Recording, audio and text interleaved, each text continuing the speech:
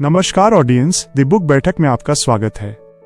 आज की दुनिया में सबसे बड़ी चुनौती ये नहीं है कि हम कितना जानते हैं, बल्कि ये है कि हम लोगों से कैसे पेश आते हैं।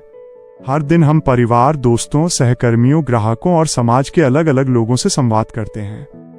कई बार ज्ञान होने के बावजूद रिश्ते बिगड़ जाते हैं, गलतफहमियां पैदा होती हैं और टकराव बढ़ जाता है। The art of dealing with people हमें यही सिखाती है कि इंसानों को समझकर, सम्मान देकर और सही ढंग से संवाद करके हम न सिर्फ रिश्ते सुधार सकते हैं, बल्कि अपने जीवन में सफलता के नए द्वार भी खोल सकते हैं। यह किताब मनोविज्ञान और व्यावहारिक अनुभवों पर आधारित है, जो हमें इंसानी स्वभाव को गहराई से समझने में मदद करती है।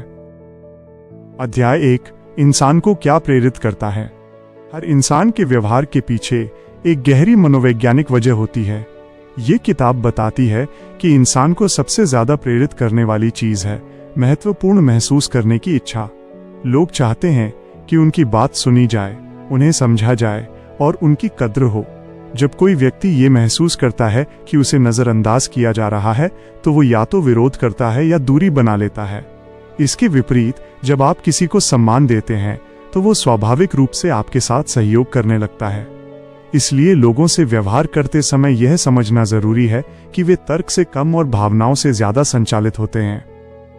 अध्याय 2, आलोचना क्यों रिश्ते बिगाड़ती है।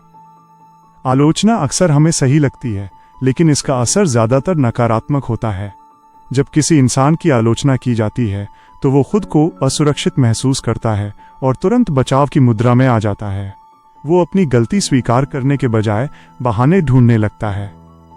इस प्रक्रिया में सुधार की संभावना खत्म हो जाती है। किताब सिखाती है कि आलोचना के बजाय अगर हम समस्या पर शांतिपूर्वक बात करें और समाधान पर ध्यान दें, तो सामने वाला व्यक्ति सीखने को तैयार रहता है। सही तरीका ये है कि हम इंसान की गरिमा को ठेस पहुंचाएं, बिना उसे बेहतर रास्ता दिखाएं। अध्याय 3, ईमानदार प्रशंसा की शक्ति। प्रशंसा इंसान की आत्मा को ऊर्जा देती है, लेकिन ये तभी असर करती है जब वो सच्ची और दिल से की गई हो। झूठी तारीफ कुछ समय के लिए अच्छा महसूस करा सकती है, लेकिन लंबे समय में भरोसा तोड़ देती है। किताब बताती है कि जब हम किसी व्यक्ति की मेहनत, सोच या प्रयास की सराहना करते हैं, तो वो खुद को और बेहतर साबित करने की कोशिश करता है। एक छोटा सा प्रशंसा का वाक्य किसी के आत्मविश्वास को कई गुना बढ़ा सकता है। इसलिए लोगों से व्यवहार करते समय उनकी अच्छाइयों को पहचानना और उन्हें शब्दों में व्यक्त करना बहुत जरूरी है। अध्याय 4, हर इंसान खुद को सही समझता है। इस दुनिया में शायद ही कोई ऐसा इंसान हो जो खुद को गलत मानता हो। हर व्यक्ति अपने अनुभवों और सोच के आधार पर खुद को सही ठहराता है। अगर हम सामने वाले को गलत साबित करने की कोशिश करते हैं, तो वो हमारे विचारों को सुनने से पहले ही बंद हो जाता है। किताब सिखाती है कि बहस जीतने से बेहतर है रिश्ता बचाना। जब हम पहले सामने वाले के दृष्टिकोण को समझते हैं और उसे स्वीकार करते हैं, तब वो भी हमारे विचारों को सुनने के लिए तैयार होता है। यही प्रभावी संवाद की नींव है। अध्याय 5, सहमति से बातचीत की शुरुआत। किसी भी बातचीत की शुरुआत अगर टकराव से हो, तो अंत भी टकराव में होता है। इसलिए ये किताब सलाह देती है कि बातचीत की शुरुआत उन बिंदुओं से करें जहां दोनों पक्ष सहमत हों। इससे सामने वाले के मन में ये भावना आती है कि आप उसके विरोधी नहीं हैं। सहमति एक पुल का काम करती है, जिसके जरिए आप धीरे धीरे अपने विचार सामने रख सकते हैं। यह तरीका खास तौर पर विवादित विषयों और संवेदनशील रिश्तों में बहुत प्रभावी साबित होता है। अध्याय 6, आदेश नहीं, सवाल पूछिए। आदेश इंसान को मजबूर करते हैं, जबकि सवाल उसे सोचने का अवसर देते हैं। जब हम किसी को सीधे आदेश देते हैं, तो वो दबाव महसूस करता है, लेकिन जब हम सवाल पूछते हैं, तो वो खुद को निर्णय प्रक्रिया का हिस्सा मानता है। किताब बताती है कि सवाल पूछने से इंसान में जिम्मेदारी की भावना पैदा होती है। वो समाधान को अपना मानता है और उसे लागू करने में ज्यादा ईमानदारी दिखाता है। यही कारण है कि अच्छे नेता हमेशा सवालों के माध्यम से मार्गदर्शन करते हैं। अध्याय 7, सामने वाले को जीत का एहसास दिलाइए। अगर हर बातचीत में एक पक्ष हारता हुआ महसूस करे, तो रिश्ते लंबे समय तक नहीं चलते। यह किताब सिखाती है कि समाधान ऐसा होना चाहिए जिसमें सामने वाला भी खुद को विजेता समझे।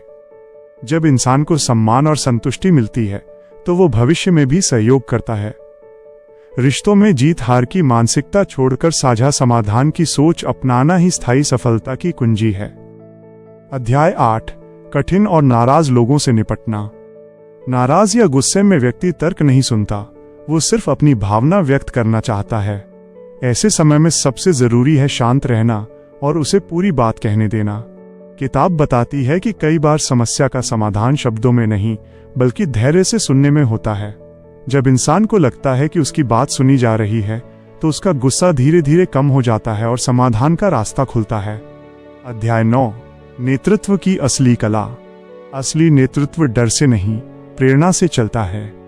जो नेता लोगों पर भरोसा करता है और उन्हें सम्मान देता है, वही लंबे समय तक सफल रहता है। किताब बताती है कि अच्छा नेता वो है जो दूसरों में आत्मविश्वास जगाए और उन्हें आगे बढ़ने का अवसर दे। जब लोग खुद को महत्व दिया हुआ महसूस करते हैं तो वे अपने नेता के लिए अतिरिक्त प्रयास करने से भी नहीं हिचकते। अध्याय 10, इंसानों से व्यवहार के स्वर्ण नियम। इस किताब का सार कुछ सरल लेकिन गहरे नियमों में छिपा है। आलोचना से बचना, ईमानदार प्रशंसा करना, सामने वाले के दृष्टिकोण को समझना और उसे सम्मान देना। ये नियम सुनने में आसान है लेकिन इन्हें अपनाने से जीवन में बड़े बदलाव आते हैं। जो व्यक्ति इन सिद्धांतों को रोजमर्रा की जिंदगी में उतार लेता है वो न सिर्फ बेहतर रिश्ते बनाता है बल्कि समाज में भी सकारात्मक प्रभाव छोड़ता है। निष्कर्ष। दोस्तों, the art of dealing with people हमें ये सिखाती है कि सफलता का रास्ता लोगों के दिल से होकर गुजरता है। ये किताब हमें चालाकी नहीं बल्कि समझदारी सिखाती है। जब हम लोगों को समझते हैं, उनकी भावनाओं का सम्मान करते हैं और सही ढंग से संवाद करते हैं तो जीवन अपने आप आसान हो जाता है। चाहे परिवार हो, काम की जगह हो या समाज, हर जगह इंसानों से व्यवहार की ये कला हमें आगे बढ़ाती है। अगर आप इस ज्ञान को अपनाते हैं तो न सिर्फ आपके रिश्ते बेहतर होंगे बल्कि आपका व्यक्तित्व भी प्रभावशाली बन जाएगा। अगर आपको ये जानकारी पसंद आई हो तो हमारे चैनल द बुक बैठक को सब्सक्राइब जरूर करें और बेल आइकन दबाएं ताकि आप ऐसी ही शानदार किताबों का सार मिस न करें।